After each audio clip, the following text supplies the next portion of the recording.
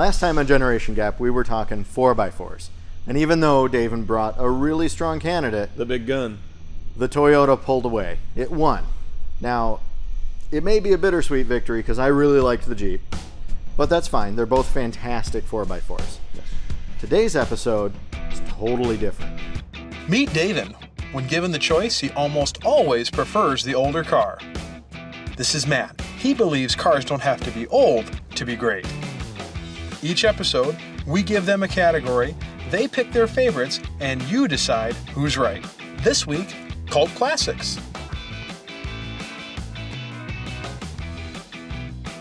All right, today on Generation Gap, we're talking about cult classics. And for my pick, I couldn't think of a more passionate cult following for a modern vehicle than this 86 Pontiac Fiero. All right, Matt, I did think of a better cult classic. Oh, yeah? Yes, 1967 Corvair Monza Convertible. Beautiful car, but you know what? Let's set the record straight on both these cars. Let's do it. The 1967 Chevrolet Corvair Monza. Over 1.8 million were manufactured from 1960 to 1969 and launched with a base 2.7-liter, 95 horsepower flat-six engine. The 1986 Pontiac Fiero SE. 370,168 Fieros were built from 1984 to 1988. To squeeze the car into the economy class, it was produced with the 2.5-liter four-cylinder Iron Duke engine. The Fiero is the first and only mid-engine sports car by a U.S. manufacturer. Fiero means proud in Italian and fierce, ferocious, or wild in Spanish. One other name that was considered? Pegasus. Okay, Matt, why the Fiero? Well, the Fiero was such an interesting case. In 1984, when they released it, it was wildly popular, more popular than Pontiac expected. Did they expect like 100 car sales, and that's why it was wildly A popular? couple 100,000, Oh. actually. There is a ridiculous following for these things. People love them. They stuff a dozen different engines in them, and it is a fantastic base for doing a kit car of a Ferrari or a Lamborghini or what have you. A kit car? A kit car. On the Corvair? Similar history. This thing was a complete departure for GM. Into that compact world, they made a crazy splash. Why do you even think that this Fiero would challenge this Corvair? I think it's purely the following. These Fiero guys are absolutely nuts about their cars. They Well, of love course, them. but why? I mean, why this car though? This particular car is a prime example of somebody who loves their car. 178,000 miles. Really? It's got the Iron Duke four-cylinder, 37 miles to the gallon in an 86. That's impressive. And you know what? I guarantee you that is something that most people don't understand or appreciate. So why was this such a difficult thing for people to drive? So you throw a large weight in the trunk and start going around corners, you get this beautiful pendulum effect, and it was something that they were not ready for. Well, I'm excited to have both of these cars out on the road. And you know what? Maybe at the end of the day, we'll be a part of the following. You'll want your Fiero, and I'll be in a Corvair. I don't know that I'll want a Fiero, but I'm pretty sure I'll probably want one of these Corvairs. I've already enjoyed this thing.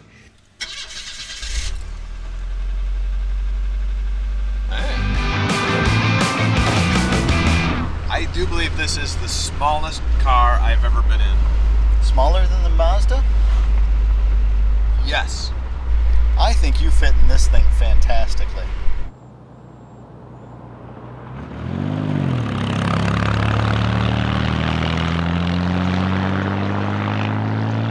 It does have a decent sound to it.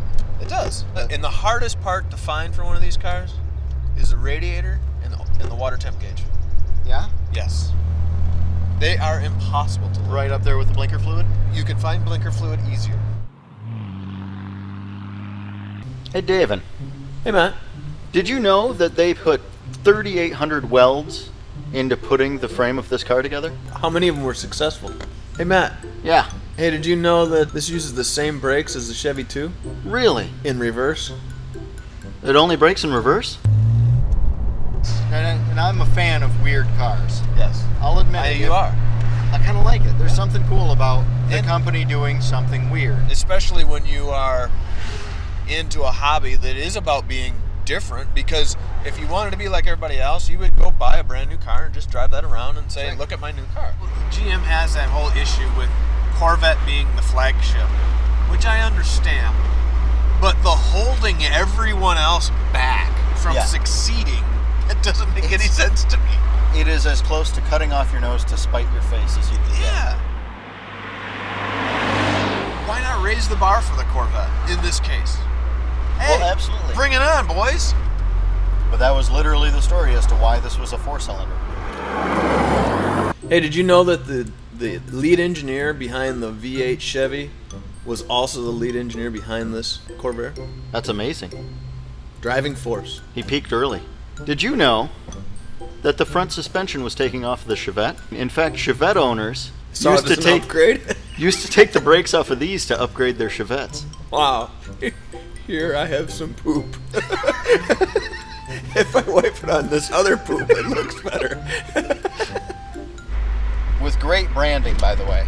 The Fiero Shield is really a pretty attractive little logo. It's a diving screaming chicken.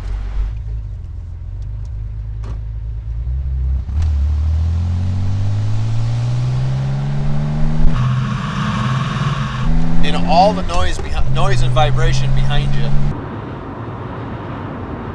Did you know that the Pontiac Fiero was the second safest car you could buy in America? What was the first safest? It was a Volvo wagon. Okay, I would choose the Pontiac Fiero over the Volvo wagon. I will say the chrome on the steering wheel Is blinding? Oh, Lord. You know how this thing has the poor reputation of being ill handling? Yeah. The larger safety concern was actually the heater core rotting through and you dying of monoxide poisoning. That's a concern. It would be. Did you know that the terrible, terrible fires that they had in these Fieros affected only 135 cars? You're kidding. That's it. 0.35% Wow, that of seems these. like that was definitely blown out of proportion. Just a little. I do like it. I'm not sure if I'm a member of the cult at the moment, but... Why do people have to hate, Matt? So they know what it's like to love. Okay, Davin, I took out the Corvair. Yep. It was nice. I actually felt rather safe and secure at every speed. Driving in the Fiero, I agree. It does run nice. It didn't catch on fire once. There was not even a concern of that. And looking into the background of that, I'm sorry, that's not enough to be a large concern that its reputation has gotten. Performance? Performance? I kind of think they're tied. This one drove better than I expected. For something that is unsafe at every speed, it was not bad. I could see if you started to lose it in a corner, and you wouldn't know what to do. If you didn't know what to expect. Right. Exactly. It's going to react differently because of the weight distribution. And I felt the same way when I drove this initially. It felt a little squirrely to me, only because the weight is behind the seat, and I wasn't what I expected. But after a few miles, it's like, okay, I get this. They both performed admirably. Yes. Okay. Collectability. We've got a Fiero, a small, passionate group of people. Yes, you certainly love or hate them. You do. Will that stand the test of time? You know, I think this, at the end of the day, will always be above the Fiero. Fair enough. Fair enough. I can't disagree. How easy is it to own and maintain these cars? From a mechanical standpoint, this is kind of its own breed. It doesn't share a motor with anybody else. It doesn't share some parts, but not really any. It definitely has its own bodywork. So that side of it's going to be tough, but a lot of them were produced. There were a lot of them made. So that's out there. This one had way less made, but it shared a lot more parts. Right. You had an engine that was in almost everything from Pontiac. You had suspension borrowed from other cars. So, while you may have to hunt, you can find the parts you need. I'll have to concede, I think you got me by a hair. Just a little. Just a little. Good looks, I think I may have to just automatically concede to your car. I think you're right. Unless you despise the 60s, that's the only time when you hate this car.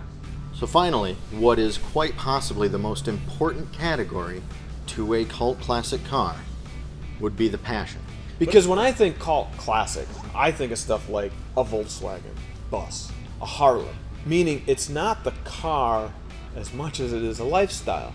My neighbors that have Harleys, what do they say? She goes, I didn't understand that when we bought a Harley, didn't realize it came with a wardrobe too.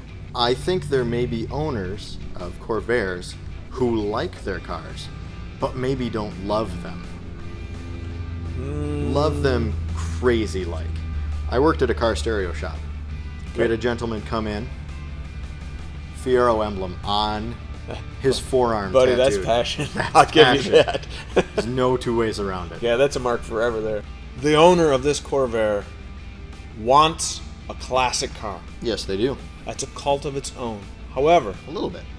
they don't want to be the mainstream classic car guy, so they embrace this very fervently. A small diversion from the norm. A small diversion, correct. This guy, in the Fiero, has a car like nothing else. And they want to be just totally different from the entire herd, make their own path, and they want to be seen as having this weird car that no one else has. Well, you're saying then they're the smaller minority, but extremely aggressive in They their passion. might be more passionate about this car than the owner of that car on the average is. I think you'd have to be. I'll give it to you. We'll take both points. I'll give you both points. All right.